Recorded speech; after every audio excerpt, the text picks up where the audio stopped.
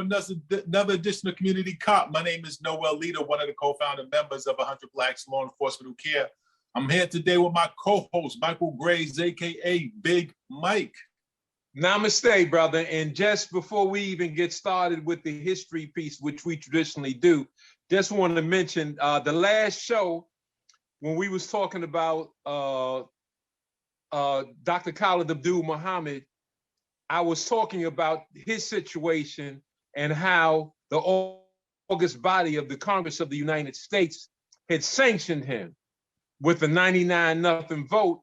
And I forgot the term that was used, that's used when that happens, because that's illegal. The American government, even though it borrowed these laws from England, and this is British law that was being practiced, they forbidded themselves from executing the law called the Bill of Attainder.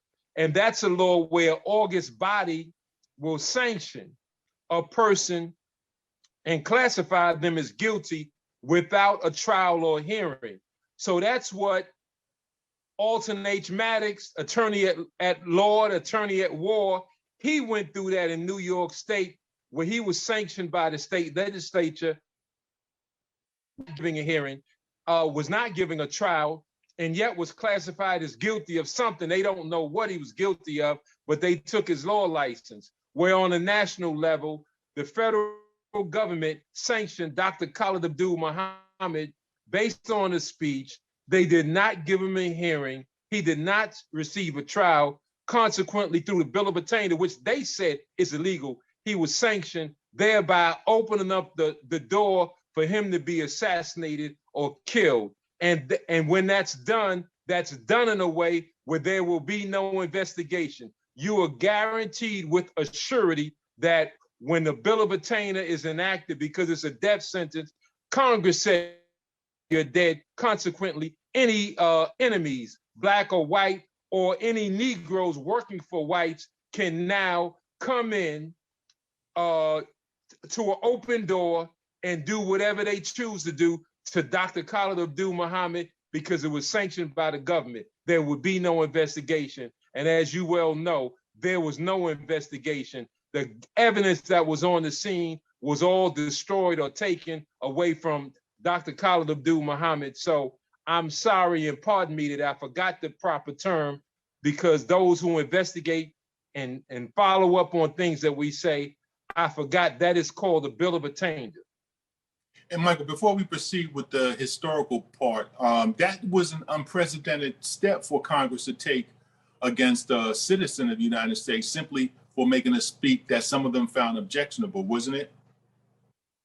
That's the first time ever that a private citizen was sanctioned that way, because it's against the law.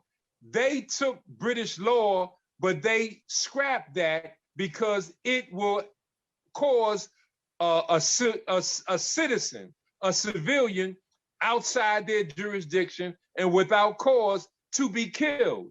That's why, even though that was practiced in England, after they extricated themselves from England and formed what is customarily called the United States of America, they forbidden anybody to use that, but they used it in the case of Dr. Khalid Muhammad, which led obviously to his death. And my final note on that is that some considered his speech to be a hate speech. And when you think of the long history of the United States of America with hate groups such as the Ku Klux Klan, it's some of the speeches that have been made in the history of the United States of America. You talk about hate, is sort of contradictory to even think that Minister Khalid Muhammad, may peace be upon him, was the first one to be charged of giving the hate speech and thereby sanctioned. When you think about all of the hate speeches that have been made by everyone from government officials to private citizens in this country's long history of hate. But as is customary,